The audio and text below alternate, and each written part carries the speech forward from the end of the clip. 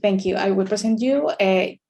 Faustine finished her PhD in 2016 at the University of Rheinland-Alpes. She moved to Heidelberg as a postdoctoral researcher at the Max Planck Institute for Astronomy. And since 2020, she's an associate researcher at the Astronomy of Astrophysics at Marseille. She specializes in the detection of exoplanets by imaging, in particular doing high contrast imaging, trying to detect exoplanets. Faustine is very committed to the public scientific communication, and she's the author of an article entitled The Impact of Climate Change on Astronomical Observation, published on the Nature Astronomy Climate issue. Precisely, she's going to present us that work. Okay. Thank you very much for your invitation, and I'm really glad to see that SOCHIAS is having the first specialization about climate change, because I think it's a very important thing to discuss about that, and those societies, those astronomical societies are the best place to talk about what's happening in the community. So yeah, I'm gonna basically summarize this paper that you just talked about before, that I've been working on with many colleagues, so thank to them. So this is the paper. You can find the free access link below here, and I think it was also in the presentation by Leo and on his website. So the main draw of this is that as astrophysicists, we do witness the problem because, as we said before, we're physicists and we have the scientific basis to understand what's going on with what we've learned at school. And we're also part of the problem because, as also Leo said before, by our activity, running huge observatories, running huge simulations, going to conferences, we're also being part of emitting a lot of CO2 inside our atmosphere. And on top of that, that's the last point, we undergo the problem that already today we can start seeing the deleterious effect of climate change. And you might say, yeah, okay, but technology is improving day after day, but we're also doing finer science, and we're starting to see those very tiny details that the atmosphere is showing us. So there is always a balance between the two. So this is the very quick definition under the very capable eye of René. So I hope everything is fine with that. But I just wanted to make it clear that when we talk about climatology, we usually talk about long-term trends, like above the natural cycles or oscillations that our atmosphere oceans have. So usually those oscillations are on a range of 10 years. So it's longer than 30 years. And we usually talk about the whole global scales or like synoptic scales, so huge scales at the scale of continents and huge patterns. On the other side, atmosphere science is usually the present and future, and it's usually mesoscale, so in between, so that can be something quite local. And turbulence is very, very small. You all astronomers, so I guess you all heard a lot about it, and it's the instantaneous changes in the air, in the composition of air, and usually we use a probabilistic description of that.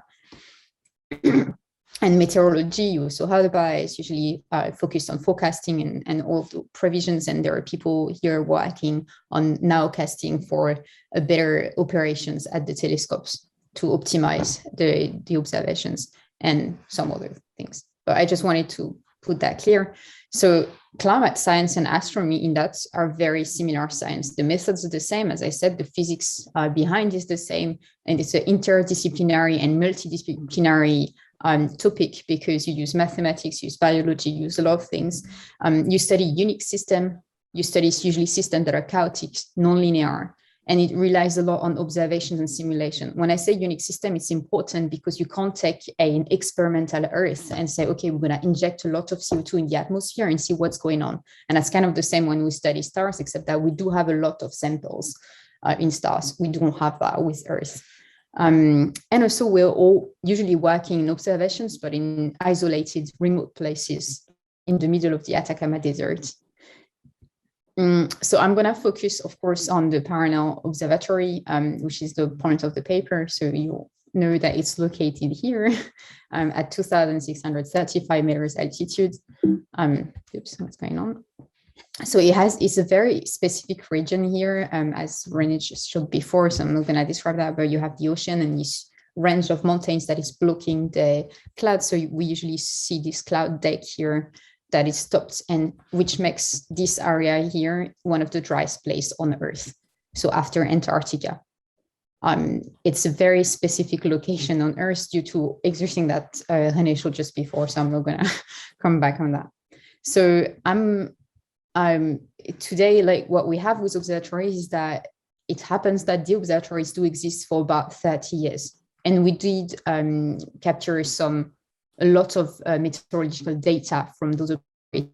And 30 years is exactly the time scale I was talking about before. So it's a good match. And on top of that, there's a lot of reanalysis data that are available from different centers. So I'm using here the European Center for Medium Weather Forecast, the CMWF, but there are different models and it's available for free. So it's very interesting to use that.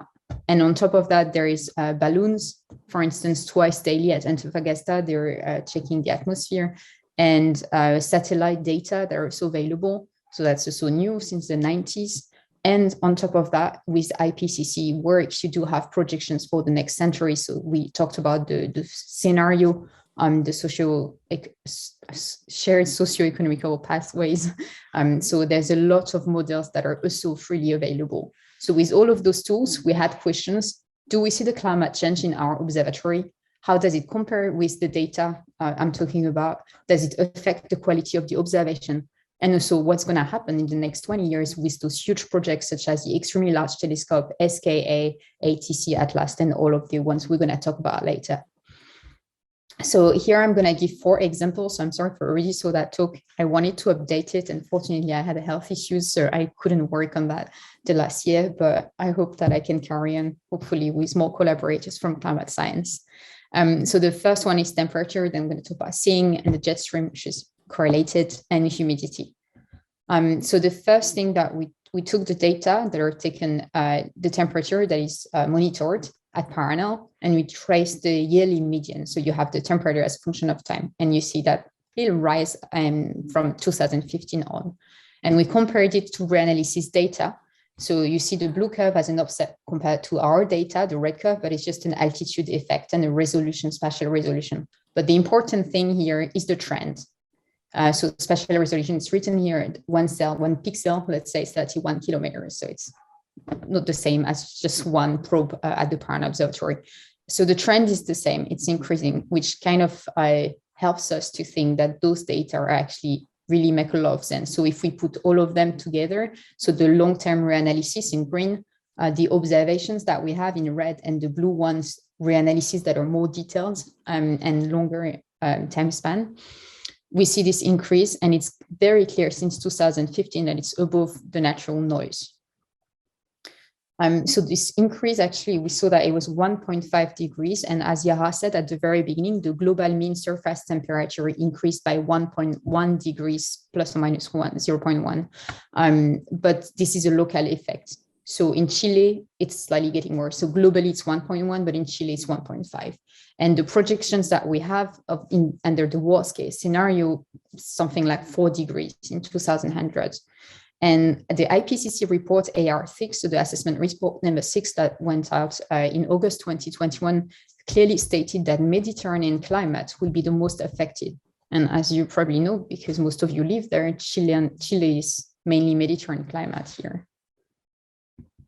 And one of the reasons why it's important is, for instance, but there are other ways of saying that, is the dome cooling system that René mentioned before. So the dome of the VLT, the Very Large Telescope, has this air conditioning system, because when you open the dome at night, at dusk actually, you want the air outside and the air inside the dome to be roughly the same. Otherwise, you will have a heat exchange and it's going to start having more turbulence, what we call usually the dome saying. But this system has been designed in the 90s, and at the time they had the trend in temperatures, and they did not foresee that global warming. And you cannot put that air conditioning above a temperature of 16 degrees. And what we saw in the data, because we do know at which temperature this is set, this HVAC system, that it's more and more frequently locked at 16 degrees. So it should be higher, but we can't put it higher. So that's the red line here in the graph down there. So what happens is that there are more and more moments where the air at sunset is warmer, and that's a block. So that's what we see here. It happens more and more often. It's going up. And that's the projection I told you about. So it's about like 4 degrees, but yeah, I'm not gonna talk too much about it. And I'm gonna go to the second point, which is the thing. So this graph is actually a bit complicated in the sense, so we try to put the thing as measured by the dim, but you have to know that there are 2 different dims at parallel in 2 different colors starting in 2016 here, and many things happened. First, they chopped down the mountain, and then they put all of the UTs, and then they added the VST. So we don't know if that increasing trend is actually due to an actual surface temperature being higher, so more heat exchanges, so indeed more turbulence close to the ground, or it's actually just an effect of all of this leveling of UTs. So that's not clear today, and that's very hard to capture any effect on seeing. And we made some studies to see if the quality of the data were affected, but we don't know really. And again, this balance between how technology increased and some things happening there is not very visible. So it's very hard to capture. The third example, so also mentioned before, is the jet stream, the subtropical jet stream layer. So it's a thin layer of air of a very high wind speed, from 20 to 60 meters per second. It's worst during winter. And this layer is located about 12 kilometer altitude. So you see that in this little animation here. That's exactly what was shown before. So as said before as well, I'm working exoplanet imaging, and the goal of exoplanet imaging is to reach contrast down to 10 to the minus 6. So 1 million fainter at 0.5 arc second in the near infrared. So that's a very challenging technique. And so the latest instrument dedicated to exoplanet imaging that was installed on the VLT. So if you do not do anything, if you look at a star in H band, that's going to be this. So we use adaptive optics to try to recover the diffraction limit of the telescope, and it works because we recover 90% of it. And then we use a coronagraph to block the light of the star to try to see what's going on around. And with that, we reach contrast of 10 to the minus 4, but as it's written here, we need to reach 10 to the minus 6, so we use post-processing to reach it. So that's the baseline of what we do with high contrast imaging in a nutshell.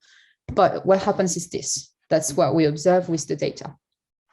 So in 2015, when the SPHERE instrument was commissioned, many of the data had this signature that we call the wind-driven halo, because we saw with the black arrow that it was completely correlated with the main wind layer. And so we realized that it was actually due to the presence of the jet stream. So the wind was transporting the turbulence very, very fast. And the adaptive optics system was not able to correct in real time, to correct fast enough to catch up with that very high speed. So that's really due to what we call the adaptive optics servo lag. So this delay between the correction and the analysis of the turbulence. So most of the 2015 data, they were spot with this. And in total, it affects about 30 to 40% of the data. And we have a huge loss of contrast because we can't reach a 10 to the minus 6, we're 10 to the minus 5. And so we tried to look as well at the ECMWF data, and we realized also that this 2015 effect is linked to this graph below here, which is El Nino Southern Oscillation. I guess most of you heard a lot about. And so on top of this line in red, you have El Nino event, and at the bottom you have La Nina.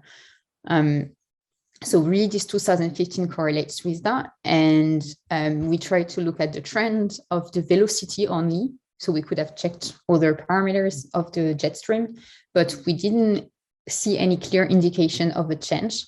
And as René said, it's actually very complicated. There are some papers saying that the jet streams are expected to move polewards and the oscillations to increase, and probably the speed as well. We've noticed mostly in the northern jet stream some very high speed winds going on under the very probably under the climate change influence. But it's not clear yet, and it appears that studying the jet stream is very complicated because it interlaced with many other effects. So to carry on. And the last point, which is very important in astronomy, because not only it affects the visible infrared, on which I'm focused on that talk, but also the submillimeter and the radio. So it's the humidity. So it's been already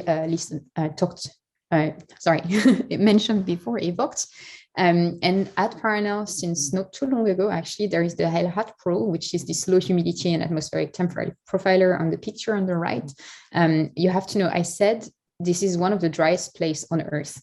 So measuring humidity in a place which is really dry is very difficult. So you need those very specific radiometers. And there are not enough data, only for 5 years. And it's indeed showing that it's getting a little drier, but it doesn't mean anything on 5 years, because I said those trends are on 30 years. So to be taken with care.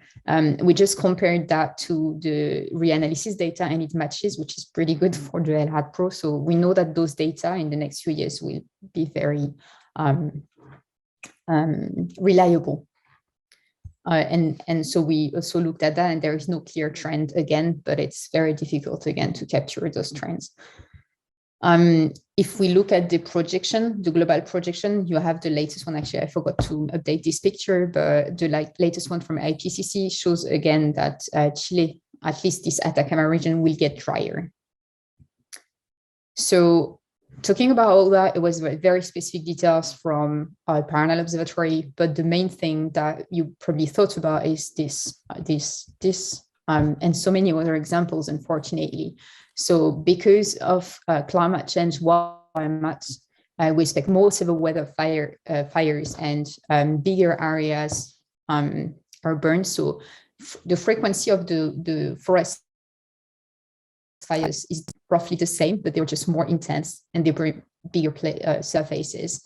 So in 2003, Monstrum in Australia was completely destroyed. Siding Spring was not too far from being destroyed 10 years later. Mount Graham has been threatened a bunch of times now, so not only 2006, but much more recently, 2017 and so on. And you all heard about the Bobcat wildfire, which threatened Mount Wilson last year. So when we think about it really globally, one very important thing is social stability. Oops, something's missing, is needed to run an observatory. And that's a very important point that we should not forget. So here I put some illustrations of, for instance, the rise of light pollution, which goes with our way of living, because we know that climate change is due to our huge consumption, exponentially increasing consumption of fossil fuels, and waste and pollution of pretty much everything, and decline of biodiversity. So you have light pollution from the bottom to top, but also now newly for the next 3 years, light pollution from top to down with the constellation satellites, for instance, commensality, so how to live with animals close by when we implement an observatory in a place like Parnell. The bringing resources like water here, that's 20,000 liters of water going every day to Parnell twice a day. Access to energy to run the observatory. So for instance, here in La Silla, the solar panels. And you also probably recognize this picture of the riots that happened right before the pandemic and how it affected how the observatory was running. So to say that the whole climate thingy is embedded in a huge thing, which is how the society is going. So to conclude, so yes, we do see the consequences of anthropogenic global warming. It does start to affect the quality of observations, but the point is just to say, you know, this thing that we undergo this problem. It's still difficult to firmly quantify and claim, and we need to understand better those processes from large scale to small scale. But one thing that is very important and that resonates with the other talks is that I was discussing with a collaborator, climate scientist from Cologne, and she said that to me. She said, hearing an astronomer saying there is no planet B makes this claim very meaningful. And I think that's very important because climate scientists often, people will point them out saying, okay, you say that, but this is your study, you know, this is your research, so you're really biased in what you're saying. But when we're astronomers talking about climate, okay, that's not our prime science, but I think we still have a role to play in that. So now I guess that's probably a discussion we're going to have later, how to make a transition while preserving, improving the quality of the scientific research and excellence, what we call excellence, preserving good scientific practices and well-being, and also promoting, of course, diversity, equity, and inclusion for everyone. So with all those thoughts, thank you very much for your attention. Thank you, Faustine. Excellent final slide. We have a question from Roger Layton. He says, hi, is ELT-AO system redesigned to minimize, remove the jet stream fast variations and observations? To remove the jet stream from the observation? To remove the jet stream fast variations on observations. Yeah, so one of the main factors is actually how the adaptive optics, how fast the adaptive optics is going. And so far the ELT, the extremely large telescope adaptive optics, is supposed to run to correct the turbulence 1,000 times every second, which is not enough if the jet stream is going at 60 meters per second. So there is very high chances that we're going to see it, but this effect also depends on the wavelengths and on many things. And I actually made the study in the case of the METIS instrument that Leo and I are working on, so the mid-infrared imager and spectrograph. And it turns out that's going to be pretty much the same as the image that I showed you before on sphere. Everything equal.